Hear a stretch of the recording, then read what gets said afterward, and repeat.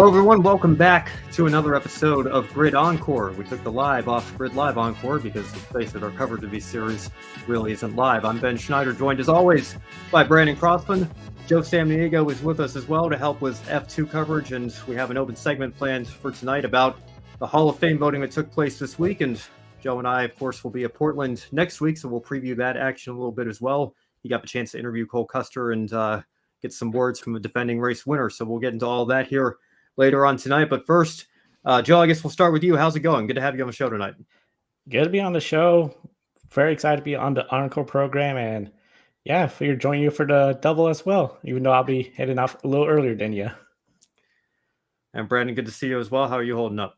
Doing fine. And yeah, Joe, good to have you on the program as always. And Portland is a really important time here for everyone here at Grid Network. So wishing you both the best out there, and hoping that rain will hold off. And if it doesn't, we've seen in the past where it produces some fun times too. Maybe not for those that are, out there standing and watching it, but for us at home, it does put on a good show.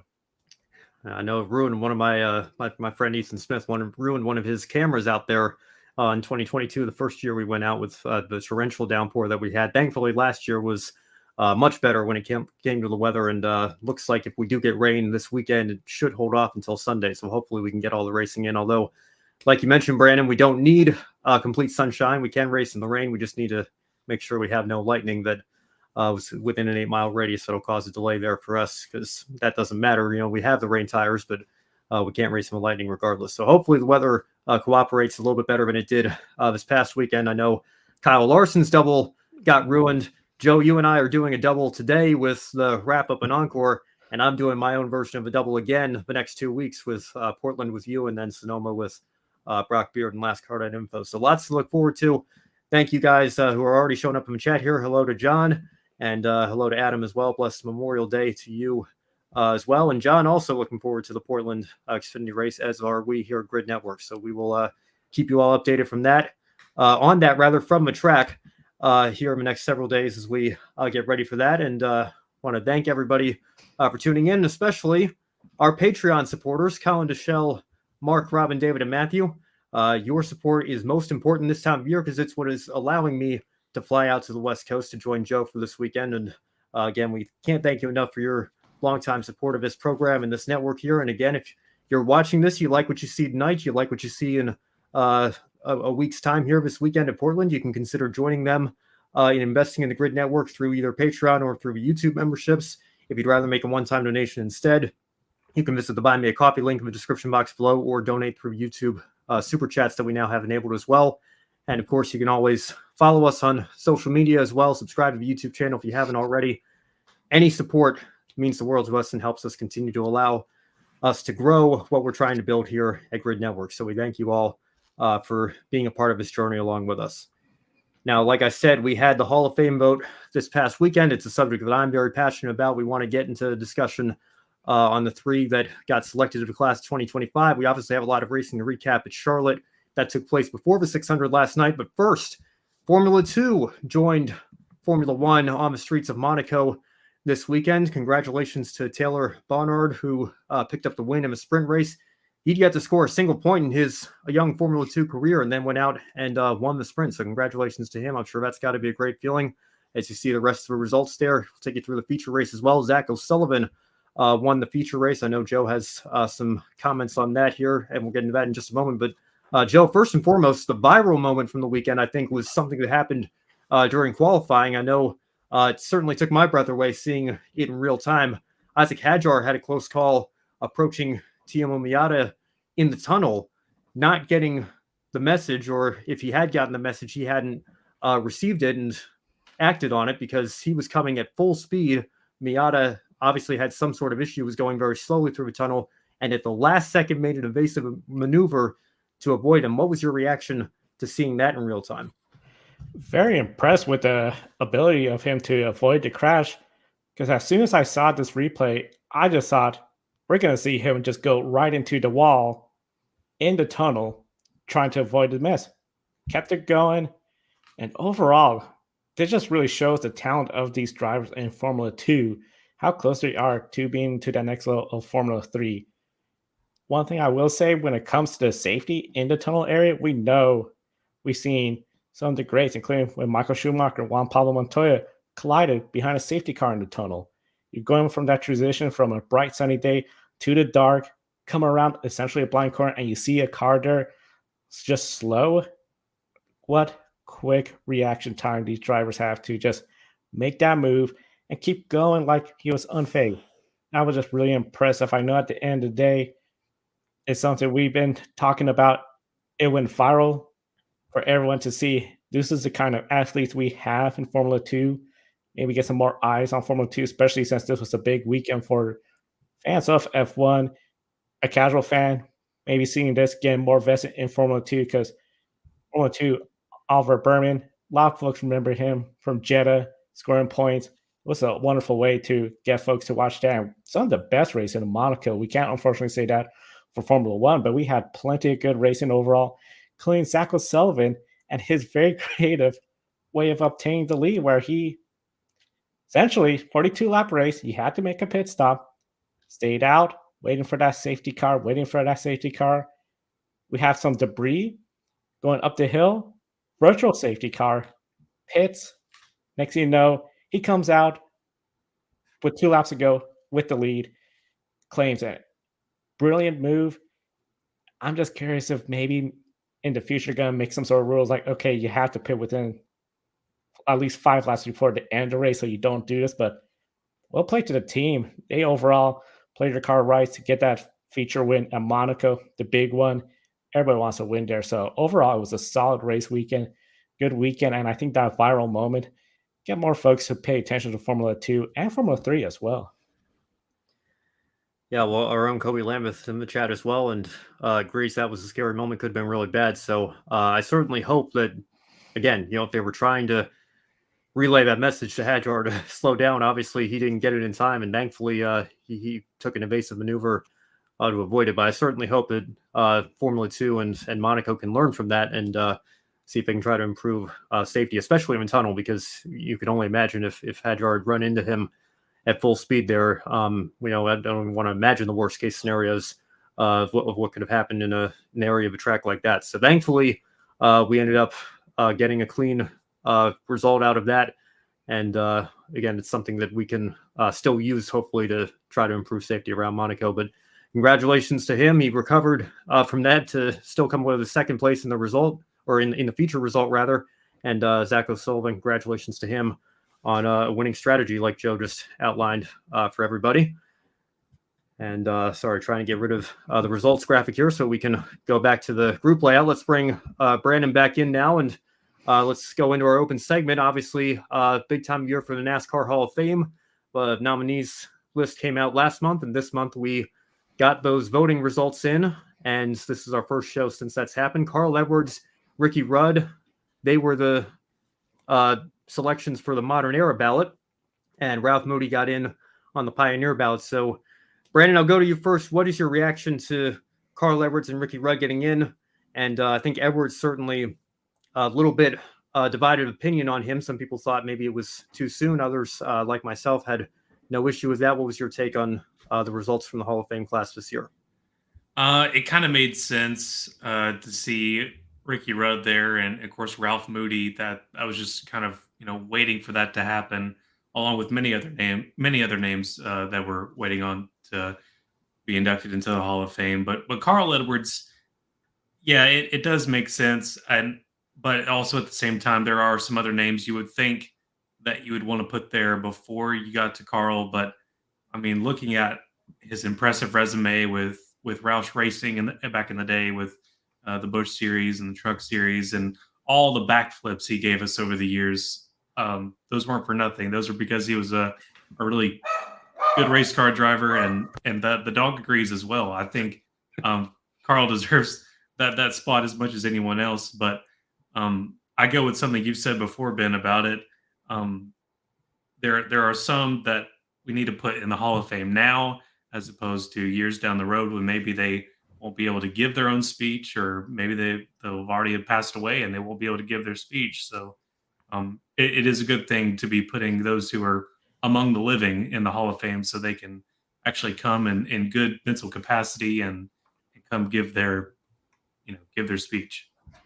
Well, before we go to Joe, on that note, I saw a comment come in from Adam saying Harry Gant deserves to be in the NASCAR Hall of Fame. Certainly, no disagreements there, and I believe he was actually third on the ballot behind Rudd with 87%, Edwards with 52%. Joe, you grew up a Harry Gant fan. You obviously have a great deal of respect for him, and I think you were pulling for him to get in the Hall this time around. It sounds like he is very close to having his name called for the Hall of Fame, maybe the class of 26. What was your reaction to the results that we got for the class of 25?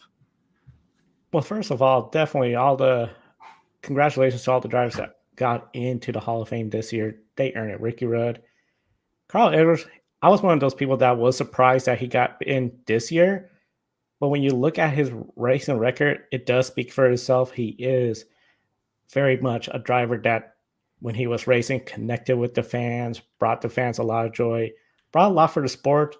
I think his departure overshadowed a lot, but at the end of the day, worthy of being in there. Harry Gant, especially when it comes to some of the records, I think will be very hard to beat. Oldest driver to win, Mr. September. He is one of those drivers that, for the longest time, he was always consistently there, week in, week out. I've known he doesn't have any championships. People have said, oh, if we had the sprint chase format, it would have been a very different story. He put in a one-time, maybe even a two-time champion. But at the end, he is known for his dedication to the fans, always being one of those drivers as NASCAR was growing, making time for the fans, being a simple guy as well, too. This was an era where the drivers, a lot of times they just stayed at a hotel near the track. Now the drivers, they got the motor coaches. They're pretty much at the track all the time. Very different era of the sport where it was growing. And at the end of the day, I think he is worthy of being in the Hall of Fame as well, too. Third place, I think it really shows, but you look at his win total at 18, that's around the same number as Neil Bonnet, Jeffrey Bodine, other drivers that have records as well, too, and accomplishments that also should be recognized. So it's just really this format of the modern era and the pioneer era. It just makes it where it's very limiting on who gets in. Well, I think that's been the argument all along the last several years for people that were maybe pulling for somebody who didn't get in, and you can say that they got snubbed or whatever. But I think Harry Gant is very close. I would not be surprised if he goes in next year. Obviously, last year, because of the way the ballot is divided, to your point, Brandon, as well, I think if you didn't get in on the modern era in 23, sorry, you got to wait 2 years this time, because everybody knew Jimmy and Chad were going to go in as that 1-2 punch there. And I think that, again, I've always said the original 25 nominees from when the Hall of Fame first broke ground should have all gone in right away. They're all in now anyway. Nobody should have been here arguing like, well, okay, David Pearson is more deserving than, Cale Yarborough, but Cale is maybe more deserving than Bobby Allison or Darrell. Like, of course, they're all deserving of the Hall of Fame. I don't understand why we couldn't just make that clear, since we were kind of late to the party here in building a Hall of Fame for NASCAR specifically, and just put them all in right away. Brock Beard and I were talking earlier this week as well, because he was a little surprised as well that Carl Edwards got in this quickly. And I obviously disagree with that. I wrote an entire op-ed for the website. In fact, you can go check that out. I'm not going to repeat everything that I said there here. I'll touch on it a little bit. But he was saying that the 50 greatest drivers from 98 should have all gone in straight away, because that would have taken care of a lot of the pioneers from back in the day. And again, to your point, Brandon, as well, Harry Gant isn't getting any younger. We talked on this show when the nominees list came out and AJ Foyt was taken off the ballot. I wasn't a huge fan of that, because, again, AJ Foyt is pushing 90 years old now. And, you hate to bring it up. You hate to sound morbid about it, but, it's just, you just got to be real and state the facts that, he doesn't have too many years left with us, you would think. And if you're going to put him in the Hall, you have to honor him while he's still here to be able to give his own speech, because, just imagine the stories that AJ Foyt would be able to tell. And he's not the only one. Herschel McGriff, who went through this a few years ago as well. Thank goodness he got in on the Pioneer ballot when he did. So again, I understand the arguments for, somebody like a Neil Bonnet. I, again, said that I'd love seeing the lower series get represented a little bit better, when it comes to the Hall of Fame. And that's why, it was great to finally see Jack Sprague nominated. I think that was long overdue. Larry Phillips got moved from the Modern Era ballot to the Pioneer ballot this year. He probably would have been my Pioneer pick if I had a ballot. So again, I think this year's class in particular, they all had very strong cases. But the reason why Carl would have been on my ballot is because I think when it comes to the raw statistics, and I know that shouldn't be the weight for the entire weight for everybody's argument here. I think, your contributions to the sport can show outside of a stat sheet, what you do in broadcasting. Neil Bonnet obviously had a career in that before his life was tragically cut short. But Carl did lead the nominees list rather for most Cup Series wins. And then you factor in his Xfinity career, and Brandon, you and I had this discussion about Justin Allgaier a couple times, talking about Justin Allgaier being potentially close to the Hall of Fame if he adds a championship or two to his resume. Carl's Xfinity career alone is 38 Xfinity wins and a championship in that series. And I feel like Jack Ingram is proof of this. If you don't know who the driver is and you tell somebody 38 wins in Xfinity and a championship, if that's all anybody ever did, I think that alone probably puts you in the Hall of Fame. Yeah, and you couple that with his Cup stats, I think the argument for maybe Edwards waiting a little bit holds some merit to it. But I don't understand the people that were saying he doesn't deserve to even be on the ballot list. I think he absolutely deserved to be there and ultimately deserves to be in the Hall of Fame. Yeah, you had all that success in the Xfinity Series, and then you look at his 2015 resume in the Cup Series, Coca-Cola 600 win, Southern 500 win. Yeah. I mean, the man, and you also add his charisma and his personality. Like I think we lost a big chunk of the Cup Series garage persona when Carl Edwards decided to hang it up at the end of 2016, and we've rebuilt a lot of that with our new faces, which aren't so new anymore. But that was a big punch in the gut for NASCAR. Like, man, we've really got to find some more personality because we lost a big personality in Carl Edwards. Yeah, but sorry, go ahead, Joe. Oh, I was just gonna say, when you look also at the numbers of Cup Series winners, Carl Edwards, 28 wins, 30th on the list. Granted, there's a lot of ties up ahead of him, but the only two drivers ahead of him not in the Hall of Fame right now, Kurt Busch, Kevin Harvick. Of course, they just both recently stepped away too, so won't be long till they'll be in, and Carl Edwards is easily one of those drivers that should be in. I was just so caught off guard because I thought, okay, this is his first year. Maybe the second year he'll get in. So that was the big surprise for me, was Carl Edwards getting the first year. Happy for him, but just a bit caught off guard, I guess you would say, when I heard the announcement. Well, it was his fourth year on the ballot. Fourth year, okay. Yeah. Carl, wow. His first year was 21, and then there was no class 22 because of the pandemic, and he's been on every year since then. So it wasn't a first ballot Hall. I mean, I don't think he was a first ballot Hall of Famer, to be clear. I think, Dale Jr. maybe has no. I mean, if Jr. had been, imagine Jeff Gordon, Jimmy Johnson, and Dale Jr. all retired the same year. I don't think Dale Jr. is a first ballot Hall of Famer if that's his competition. I think given who he was on the ballot with, I had no problem with him going in first ballot. But again, I think it all depends on the circumstances and when your time comes to be nominated here. But yeah, like you said, Joe, I think there's only two names that are above him on the wins list that aren't either active or in the Hall of Fame already, and it's the two guys that are recently retired that aren't even yet Hall of Fame eligible. And we know that, of course, they're both champions that'll get in one day. So when you look at, literally everybody on that list ahead of him is either in the Hall or we know will be in the Hall at one point. I think Denny Hamlin was the only non-champion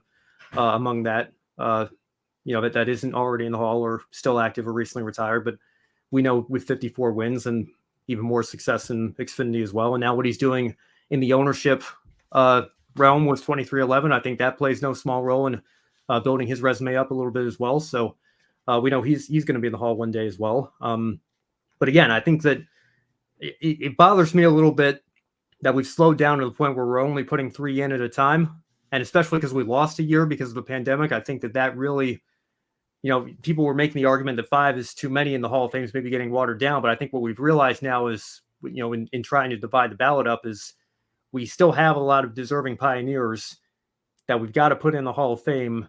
And I appreciate separating the ballot in theory, because it should guarantee that one goes in every year, and it does guarantee one goes in every year. But that's just it. There's only one.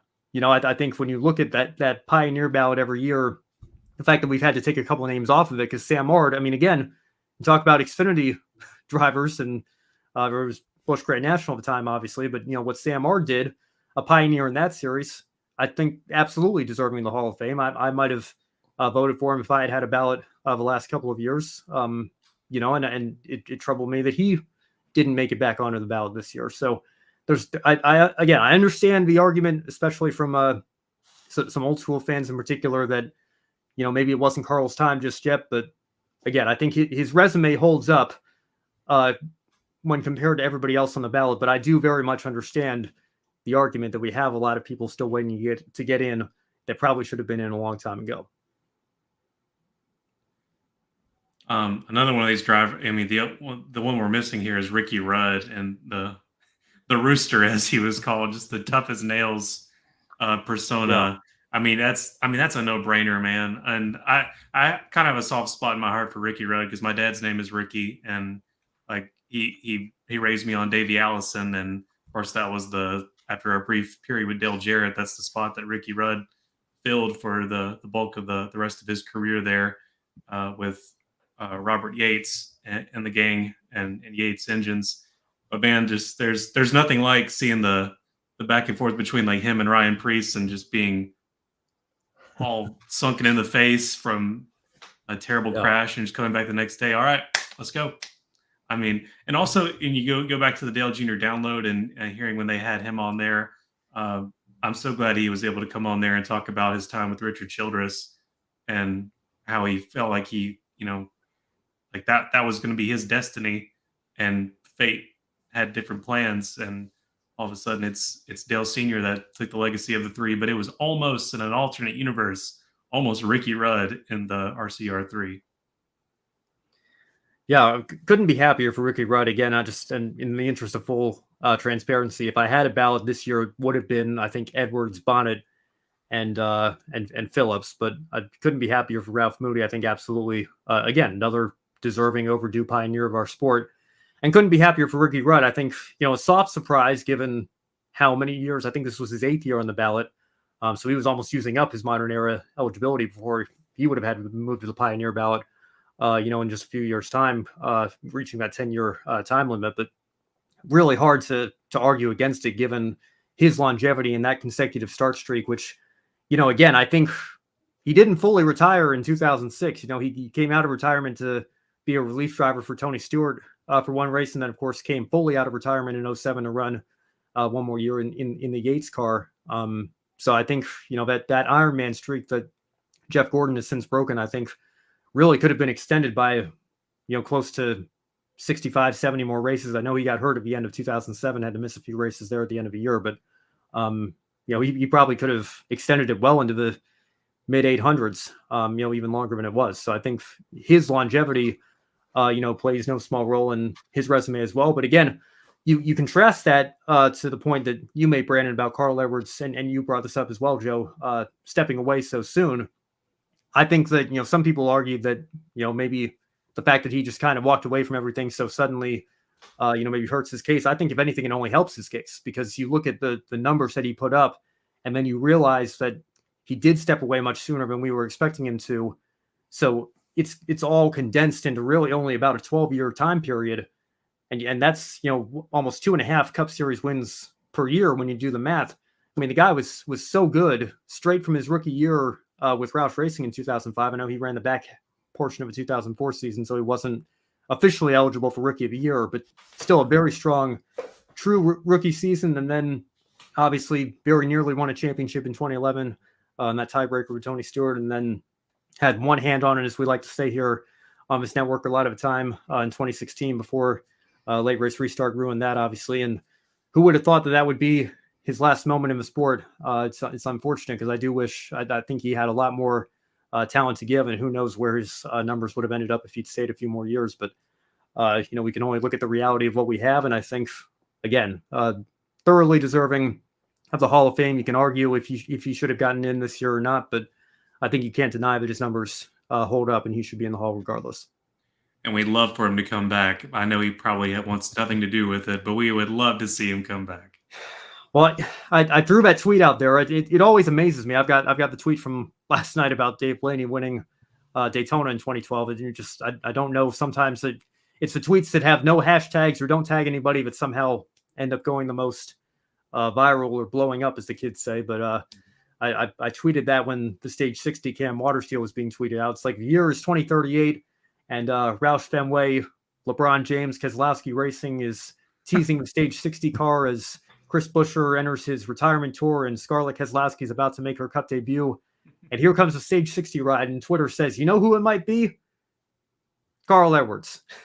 And I think we're going to continue to be floating his name out there for many years to come. But it is probably, like you mentioned, Brandon, only wishful thinking. I think he's, again, this point was brought up as well. He's a very private person. He has famously still refused to join Twitter and social media. And honestly, God bless him, because I appreciate the tool that social media is. It's probably the only reason that we're all connected here right now, if we're being honest. But I still have a great amount of respect for people that want nothing to do with it and don't get caught up in it, because it can be an ugly place at times as well. But I know a lot of people have had, for all the naysayers and doubters, there's been an equal amount, or probably even greater amount, of people that are thrilled for Carl and thrilled for Ricky as well, and also thrilled for Ralph Moody. So a great Hall of Fame class, I think.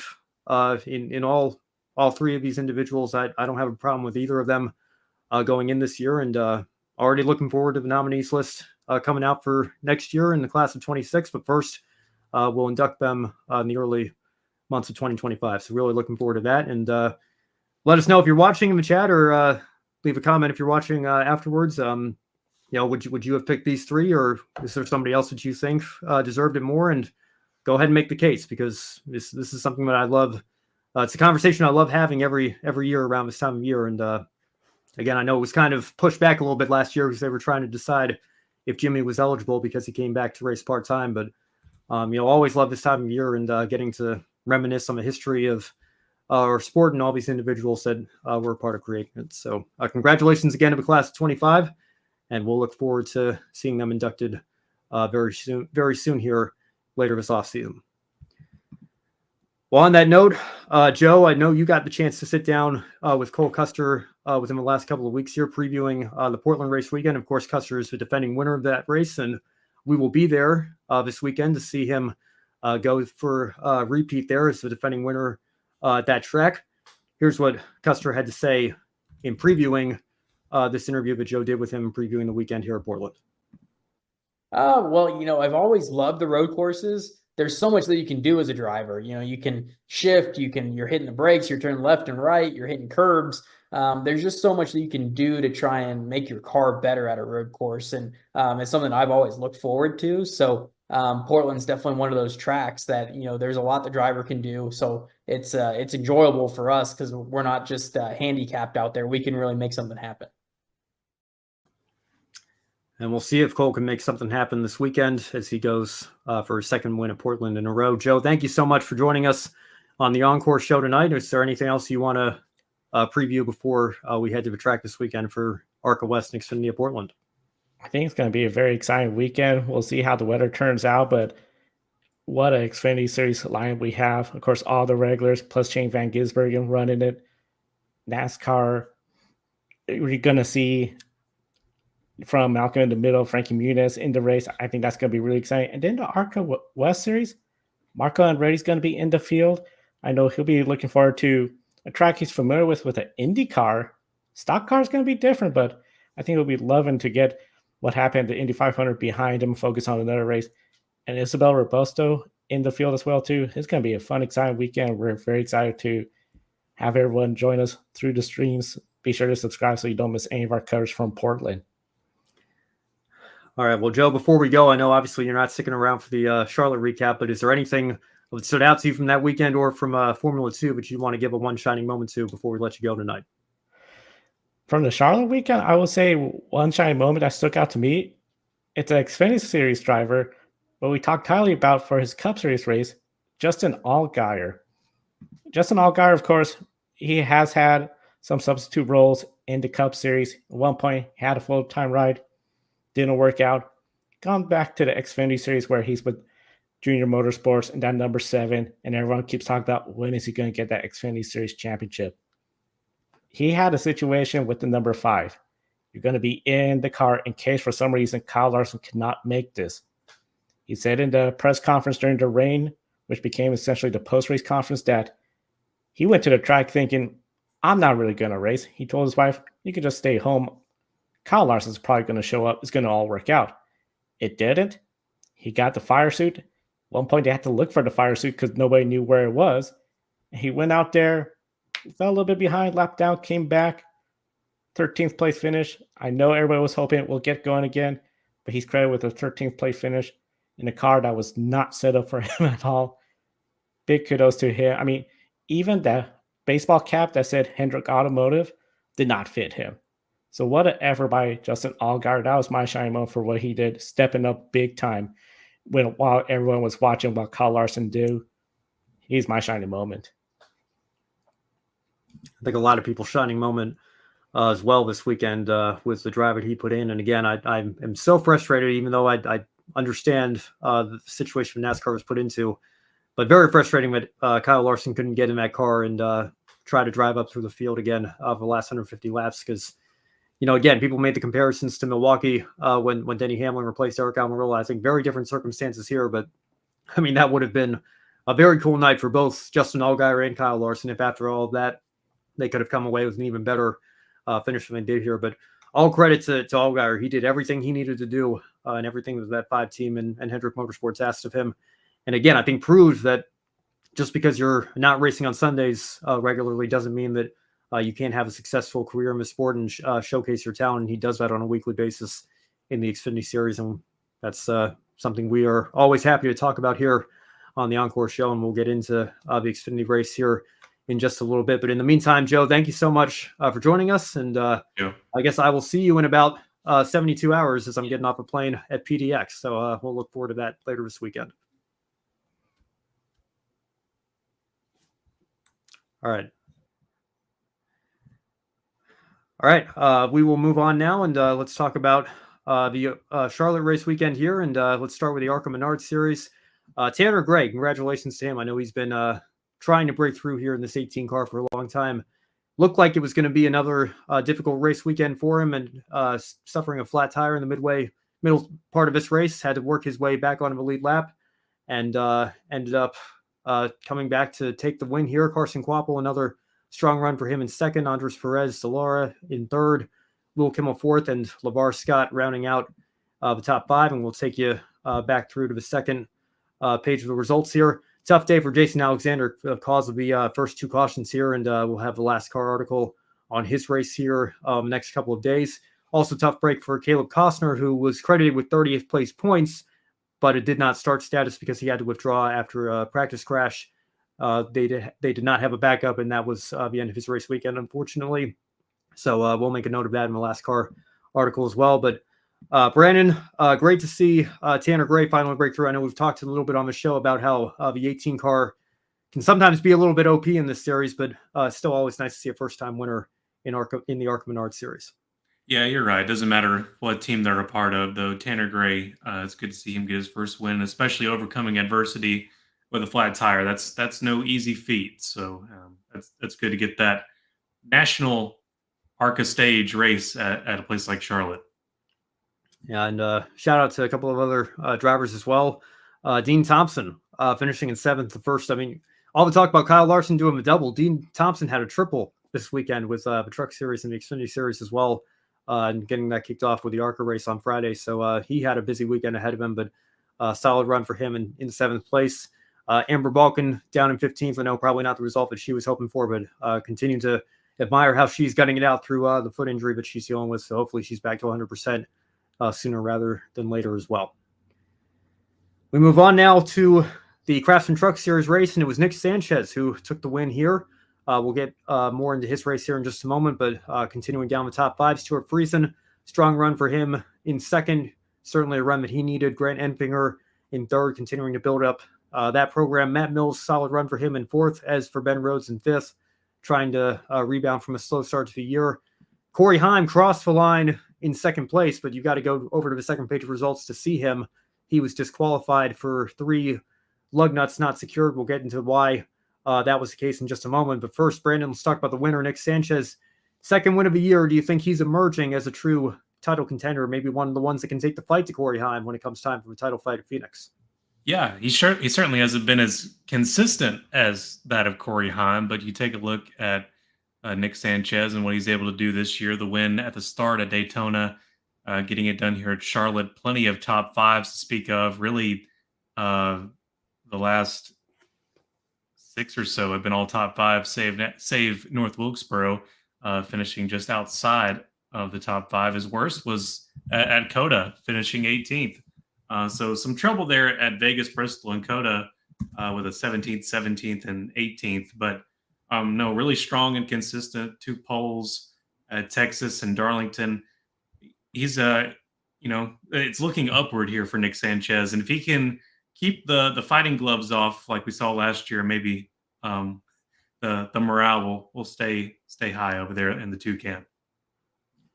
Well, on that note, tough night for Matt Crafton, finishing down in 31st place. A Nova Thor Sport team trying to find some more speed in their trucks as well. Obviously, even Ben Rhodes, like we said, they had the whole crew chief swap happen, but he's got 2 top fives in the last 3 races. So the defending champion trying to rebound a little bit from the slow start of the year, like I mentioned. Let's talk about Corey Heim, though, because like I mentioned, he crossed the line in 2nd place, and I had a line all set and ready to go for tonight. Not even Corey Heim's pit crew can beat Corey Heim, because he was chasing Nick Sanchez down. I thought he was going to get them there at the end and take another win, but ultimately it doesn't matter, because the reason that he was having to recover from that was a slow pit stop. They did not get all the lug nuts secured. They sent him back out anyway, didn't bring him back in, and ultimately they should have, because there were enough lug nuts that weren't secured that not only was it a post-race fine for the crew chief and pit crew, it was a disqualification altogether. He ends up with a last place finish down in 36. So Brandon, what was your reaction to what went down with Corey Heim? Are you surprised that his pit crew was not more adamant in trying to bring him back in and choose the safety route over the sorry route of having to deal with the last place finisher? Yeah, that's really on the team there. I don't think there was a way for Corey to know that from the truck, and gotta hate that for him, because this is obviously his worst finish all season. He's been really stellar all year long, save Darlington, already with those 3 wins. And we talked about it before we got on the show. If he's not winning, he's probably in the top 10 or more likely in the top 5 this year. Just been absolutely spectacular. But it kind of reminds you of the woes of 2311 and their pit crew. Although they have less lug nuts to deal with nowadays, but still you got to be on top of that as the crew chief, car chief, whoever's there. The men and women on pit road, it's on them to make sure those things are taken care of, and they practice it in an infinity amount of times throughout the week. But yeah, little things like that'll cost you, and if you realize that it happened and you don't bring him back down pit road, you'll finish dead last, and there he is. Well, you might have to get used to that, because of course he's going to make a couple of starts for 2311 in that 3rd entry, that open car later this year. So hopefully the pit crews can get their act together and not have something like this happen again. But you mentioned Darlington, even there led the most laps, won the first 2 stages. Of course, had the problem there that led to a 28th place DNF, but top 10 all year aside from that. And most of those top 10s have actually been top 3s. So he has always been in contention for the win or just behind it, close to it this year. Certainly a lot of speed in that truck right now, a lot of talent behind the wheel. And it's unfortunate that he had another strong result taken away from him through a disqualification this week. But hopefully he can rebound from that. I have a feeling that he probably will when we get to Gateway this weekend. And we are closely coming up on the end of the regular season here, with how the Truck Series schedule is staggered. Only 5 races to go before the playoffs begin, which is kind of crazy to think about. But we got one more coming up again this weekend. Cup and Trucks will be at Gateway, obviously Xfinity and ARCA West at Portland at the same time. But opportunity to put this in the rear view for him right away. We'll see if he can bounce back from that this weekend. It's okay. The playoffs themselves take a long time. So rest assured, we are 5 races away from it, but it's going to feel like an eternity once we're inside the playoff picture. Yeah, 7 playoff races, 5 to go here in the regular season in a 23 race schedule. So we are at the halfway point as of next week, which again feels like the season just started here, but that's how the Truck Series staggered a little bit. Although I guess to be fair, we're approaching the halfway point. We'll be there in about a month's time over in Cup and Xfinity as well. But again, just staggered a little bit earlier than I'd like to for the Truck Series. I know we've had that discussion on the show before as well, but it's kind of crazy to start thinking about it. But these teams have to. If you don't have a win yet, if you're not locked in, if you're on that bubble, you only have a few more chances to do it. So you got to make sure you're firing on all cylinders here as we close out the regular season here over these next several races. All right, we move on now to the Xfinity Series, and not too much to say about the race winner here. It was a Cup driver. There were 4 of them, I think, in total in the field here. Chase Elliott, Kyle Busch was back with Richard Childress in that 33 car.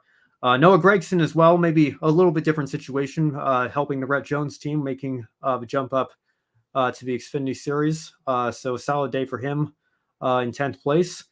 But Brandon, want to talk about another Brandon Jones, somebody that's had kind of a slow start to the year. Are you surprised that he was a top finishing series regular and even in the closing laps looked like he might take the fight to Chase Elliott and maybe get the job done and steal the win? Yeah, it was not over there at the end, as Joey Logano said on the call, which I think surprisingly he did a pretty good job there for Fox. I'm not going to lie, it was kind of enjoyable to hear him do that. But back to it, yeah, Brandon Jones, he had the fight coming for Chase Elliott on the final lap, but I think if it wasn't for Justin Allgaier's accident and who had a lot of pace, I think Brandon Jones wouldn't have been the top Xfinity regular finish if things would have been different. But yeah, a lot of the obstructions were out of Chase Elliott's way for him to just stay in the top 5 all race long and just assume the lead whenever it was given. Certainly had to fight for it though. I mean, he put up a lot of effort there to get there. But overall, Junior Motorsports has a pretty good outing here, save for Justin Allgaier, which, if he didn't have that accident, he would have been up there. But Jones, Smith, Mayer, all stacked up there. And if you kind of think about it, Chase Elliott kind of in that same camp. So if you look at it, it's kind of like a Junior Motorsports sweep of the top 4. Yeah, I don't pretend to know all the ins and outs of the finances. I know there's obviously a lot of overlap between those organizations. I know Rick, I think Rick is still listed as the owner of that 9 car, actually, in the owner's standings. I know he has a stake in Junior Motorsports, but, I just couldn't help but laugh every time, we were waiting for that 17 car to finally win. And of course, Larson did that at COTA earlier this year. Now Chase Elliott's done it.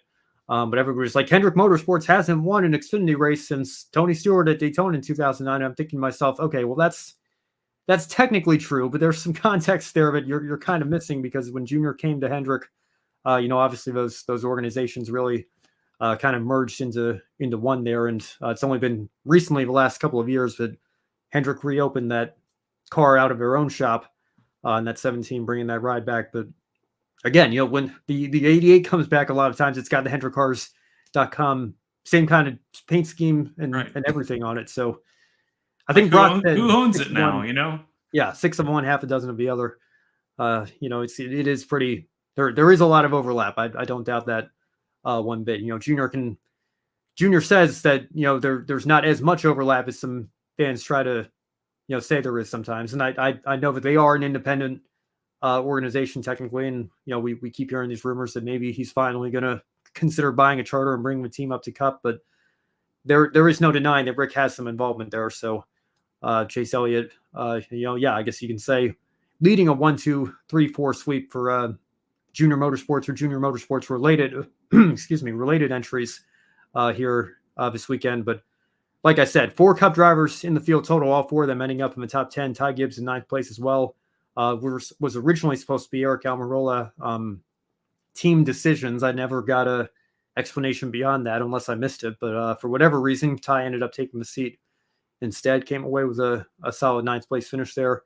And you see Kyle Busch up in 6th. AJ Allmendinger 5th for Colleague Racing, leading the way home there. Josh Williams 8th. Boy, did he need that. He needed a solid run. It looked like he wasn't going to get it at the start. He was kind of trailing all the way down in last place, but found the speed the second half of the race to work his way up there. And then, of course, Shane Van Gisbergen still learning all of these tracks for the first time. Not a bad outing, I don't think, for him down in P15.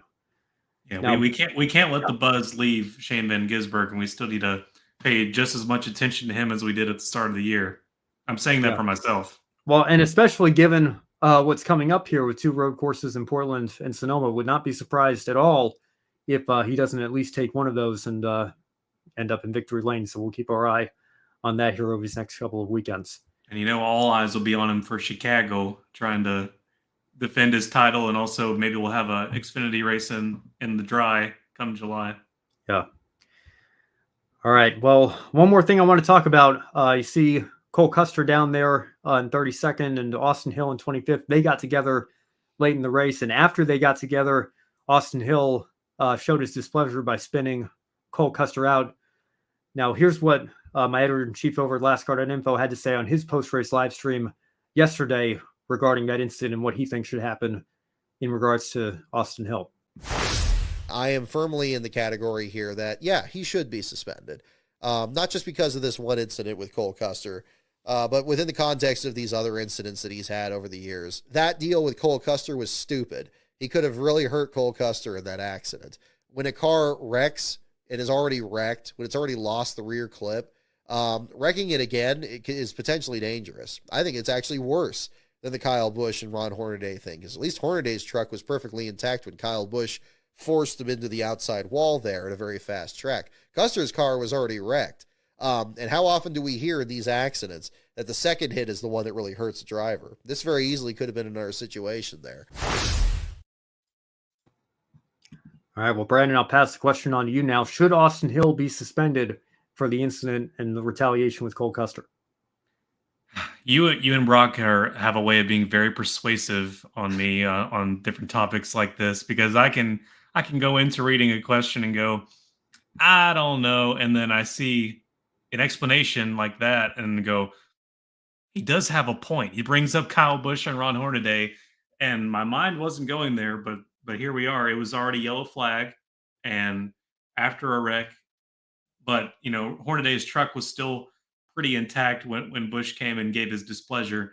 But this one, Custer was already, like you mentioned, already had the rear clip ripped off going out of 2.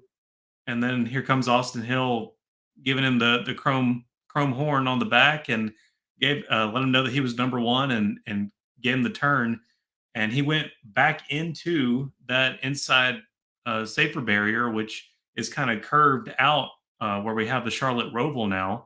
It's not exactly just straight all the way. It's got that little indentation where when they come out of the little, what used to be the bus stop, a little more extended now. But yeah, I mean, I've never been in a hit like that, but I've heard the same thing that, the second hit can be indeed worse for the driver than the first. And yeah, looking back at Austin Hill's other things, this isn't a new thing for him to do this sort of thing. Maybe they should take a look at it. I mean, aren't penalties assessed usually on Tuesday, or I think that's our day when we get our money. So we'll see tomorrow what happens. But yeah, I wouldn't say it would be a terrible idea to consider that, and we have to believe that they are. Well, I think just in being consistent with, I think the precedent that was set with Bubba Wallace and Kyle Larson in Vegas. Because I think, again, up until that point, it kind of been a gray area. I think that really was the moment where we said, okay, absolutely justified, absolutely fair. But when this happens again, and it did happen with Chase Elliott and Denny Hamlin last year, and to NASCAR's credit, they made it a precedent that they acted on. They didn't care if it was the most popular driver in the sport. They still sat him down for one race as well. So, again, and I think that the comparison that Brock brings up is a very apt one here. I don't know that, again, I feel like when you put it like that, it maybe kind of lessens the severity of what Busch did to Hornaday, and it really was a head-on impact into the outside wall here. So I don't want to. It's still pretty bad. Let's not dampen it. Yeah. Let's not make it sound like Kyle Busch didn't deserve a suspension for that one. In fact, as far as I'm concerned, he's lucky he wasn't suspended for the rest of the year. Like I think Kyle Petty and Phil Parsons were both arguing in immediate aftermath of that. But yeah, I mean, again, he brings up a good point as well with the fact that when you have the first incident, the first hit, the car is already compromised in terms of the safety features that are made to withstand hits like that. If you have a second hit after that, and sometimes, the nature of the accidents, it's inevitable. So you hope you still have some protection there, but it leads to a very high increase, I think, in an undesired outcome happening when you have that second hit. So, I think that again is only further reasoning in terms of an argument that, absolutely, you should certainly look at this and look at the precedents that's been set. Look at Austin Hill's past history, because this isn't the first time that he's been involved in an on or off track sort of deal. You remember the punch that he threw on pit road at Martinsville. I think that kind of got lost in the whole Ty Gibbs Brandon Jones deal in 2022, and then obviously what happened with Sheldon Creed at the end of the year last year at Martinsville. Once again, I don't think he's a first time offender in terms of getting involved in controversy like this, and I think that's something that, again, doesn't give him much of a benefit of a doubt when it comes to making a decision like this. Yeah, this incident does fall under the category of using your race car as a weapon, and it was completely after the incident occurred. And to be honest, it didn't feel like too much of a negative outcome for Austin Hill. I mean, yeah, it was a cut tire, but I mean, he just completely escalated the situation in a way that it did not need to be done, and it was just a knee-jerk reaction, just working off his anger, and it just didn't help anything. And yeah, you should face the consequences for that sort of action. And Adam Lummery, who was at the Charlotte track this weekend, saying the same thing. Austin Hill should be suspended for what happened at Charlotte. So I think a lot of people coming down on that side of the argument. But again, Brandon, like you mentioned, we'll know, I guess probably by tomorrow, by Wednesday for sure, I would think, what's going to come of that, if anything. And I'm sure Grid Tonight will have a follow-up on that, or we'll talk about it later this upcoming week. Maybe Joe and I won't see Austin Hill out of Portland. Maybe we will. But we'll continue to monitor the story and bring you all the reports on that as they unfold later this week. Tuesdays when we pay the bills. There you go. All right. Well, Brandon, before we wrap up tonight, as always, let's close out the show. What is your one shining moment from the greatest weekend in motorsports, I guess you could say? I've been on cloud nine if I wasn't feeling so sick yesterday. But, man, I was fighting through it because I was so I see the shirt there. I feel like I know where you're going here. Yeah, so happy for Joseph Newgarden, and try to keep my neutral media face on. But if I could just remove it for a moment and be a Middle Tennessean for a moment, and just congratulate Joseph Newgarden on a back-to-back Indy 500 championship. Yes, you are a champion, not just a winner when you win the Indianapolis 500. That was incredible on turn 3, and I hate it for Pato O'Ward, which is why my one shiny moments are to Joseph Newgarden, but also I'm giving a Patty O'Ward award to Patty O'Ward, because that he shows the emotion of what Indy means to these drivers, who this is their livelihood, this is what they do, this is what they hope to achieve all their life, and being authentic like that on the camera. He already had a lot of fans going into the month of May. This is only going to increase that, and he is going to be an Indy 500 champion one of these years, unless something just weird happens and it's just decided that he's never going to be one. He most likely will be. I mean, yeah, that was great, and I feel like there was also something else. Yes, also Justin Allgaier really deserves a one shining moment. Yeah. I mean, how can you not? That adds to his nomination of becoming a Hall of Famer just by that performance alone, and just the what could have been for Kyle Larson. I wish they hadn't have done him dirty on the NASCAR stats when he came in. They're just like, yeah, he finished 18th and led 4 laps. So if you were a NASCAR fan and you didn't watch the Indy 500 at all, you go, wow, he sucked.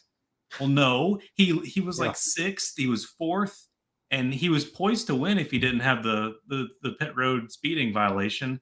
I mean, gosh, if it wasn't for that, he was poised to be in the mix for the win. I don't know if we can say he had the race in the bag or anything, but he would have been up there. It wasn't in the bag, but I think he would have been up there with Rossi and company. Yeah, he would have been much closer to. I mean, you don't know how things could have turned out, but He would have finished much higher than he did for sure. There's no doubt about that.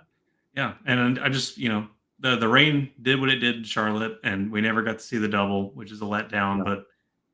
Yeah. But that gave Allgaier a big chance to shine, and I think that just further solidifies his nomination one day for the Hall of Fame. Yeah, really big letdown there. But again, hopefully there's always next year. Hopefully he comes back. And I was being reminded all weekend. I think Jenna Fryer was one of the ones that tweeted out, but this is technically a 2-year deal. So, again, these days more than ever, contracts are just words on paper. Deals can certainly fall through. We have almost a full 365 days, I guess, before we come back and do this again. But I hope he does. And I hope that the fact that he didn't get to complete the double this year because of something entirely out of his control only fuels that fire for him to come back next year and try it again. Because I think he could win both of these races. I mean, now that he has the Indy experience under his belt, now that he's done the full 500 miles, he could be a contender next year. There is no doubt about that. Yeah, I hope they made that decision like the day of, like or maybe today, like when they realized that it wasn't going to happen. Like, you know what, we've got the resources. Let's go ahead and pencil this down for next year. Let's go ahead and do it, because for that kind of thing, they have to start planning now. Like we learned about him doing the double a year at the 107th Indy 500. He was there that month because that's how long it takes to prep. But I need to hear your one shining moment.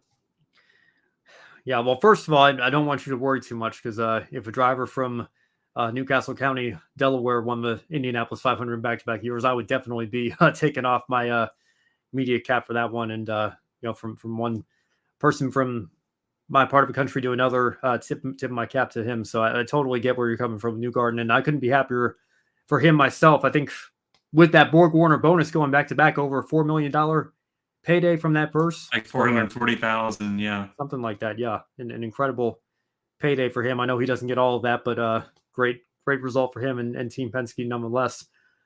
But you took the words right out of my mouth for my one shining moment. It was my one shining moment on the wrap-up show earlier today as well.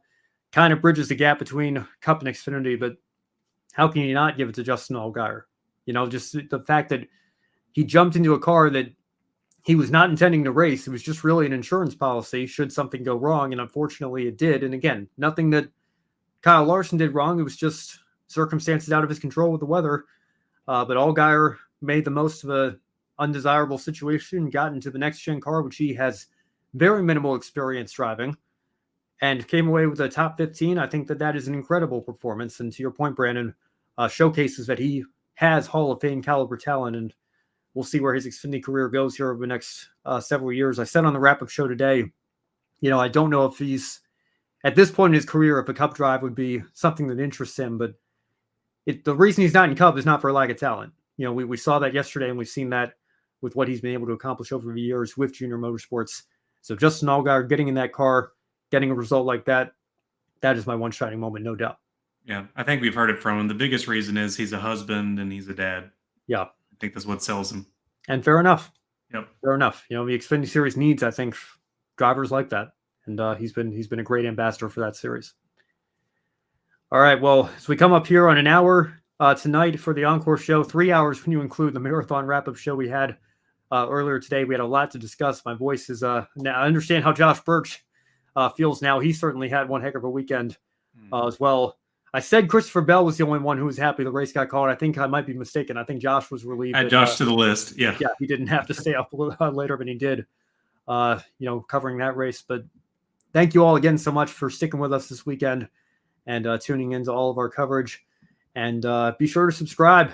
If you liked what you saw, please help us continue to grow here at Grid Network. And thank you so much for the 1,000 subscribers. Here's to the next 1,000. We continue to grow and appreciate all the support. And not just here on YouTube. Make sure you follow us on all our social media platforms, X/Twitter, Facebook, Instagram, TikTok, Twitch, and LinkedIn, and Threads as well. Your support means the world to us on all of those platforms. So thank you so much. And again, if you really liked what you saw tonight, you can take a few minutes after the show to consider joining our Patreon. Join Colin Deschelle, Mark, Robin, David, and Matthew in investing in Grid Network to help keep us on the air throughout 2024 and beyond.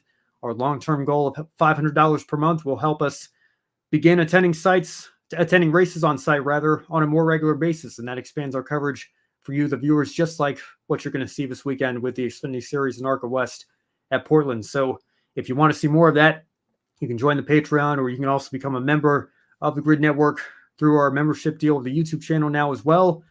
We also have the Super Chats enabled. If you'd rather make a one-time donation instead, or you can visit the Buy Me a Coffee link in the description box below. You can buy a coffee for your favorite on-air talent. Goodness knows Josh certainly needs it after the weekend that he's had. Any amount will help us continue to grow our motorsports media outlet. Now on Wednesday, don't miss Grid Tonight as always with Kobe Lambeth, Josh, and Matt White. Women in Motorsports will hopefully be back this week. We've got to figure out when we're taping that, obviously, because I'll be flying out to Portland on Thursday, and Joe will be picking me up from the airport, and we'll be getting ready for our Xfinity and ARCA coverage this weekend. Trucks are a gateway, like I mentioned. Big weekend for us here at the Grid Network, so stay tuned for all our coverage. In the meantime, Brandon, any final thoughts before we sign off this evening?